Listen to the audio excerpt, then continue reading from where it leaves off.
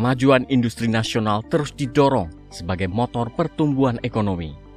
Namun, di balik pesatnya aktivitas manufaktur, muncul tantangan besar dalam menjaga kelestarian lingkungan.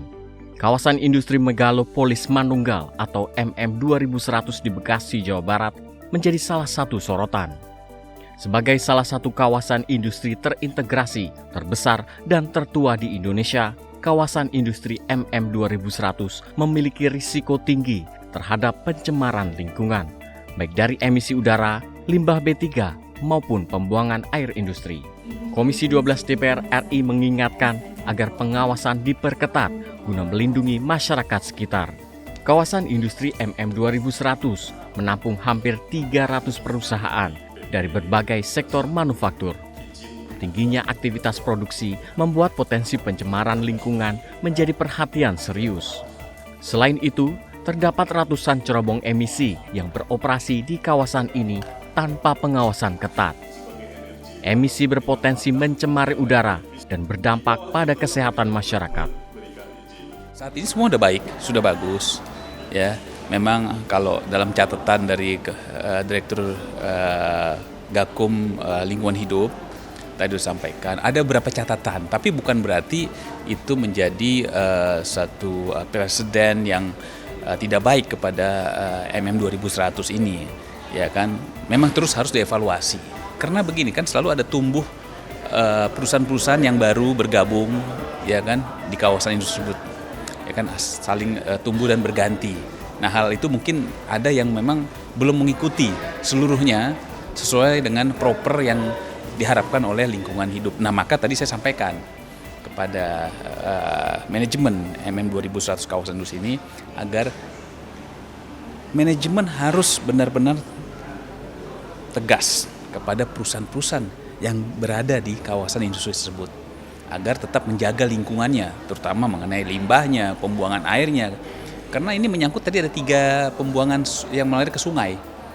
Nah, hal ini sangat berdampak kepada lingkungan, kepada masyarakat di sekitar kawasan tersebut. Pengawasan emisi menjadi krusial, termasuk melalui Continuous Emission Monitoring System yang terintegrasi dengan otoritas lingkungan hidup. Selain itu, pengelolaan limbah B3 dan pembuangan air industri juga menjadi perhatian utama. Terdapat titik-titik pembuangan yang bermuara ke sungai sehingga berpotensi mencemari lingkungan jika tidak dikelola dengan baik.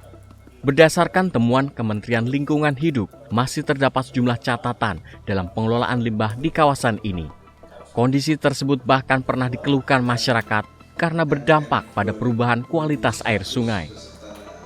Dari Kementerian Lingkungan Hidup ada temuan-temuan terutama tentang limbah B3.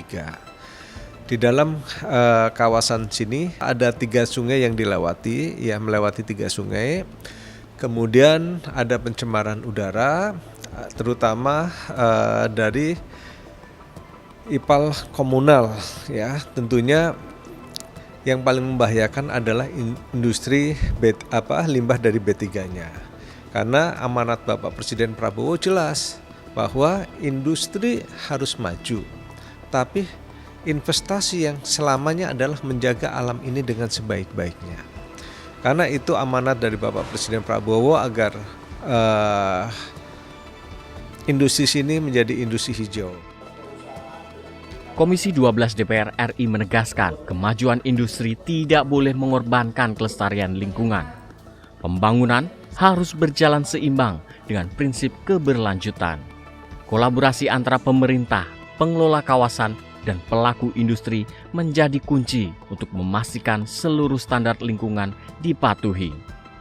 DPR RI berharap pengelolaan lingkungan di kawasan industri MM 2100 terus diperbaiki dan diperketat, sehingga pertumbuhan industri nasional dapat berjalan selaras dengan perlindungan lingkungan dan memberikan manfaat berkelanjutan bagi masyarakat.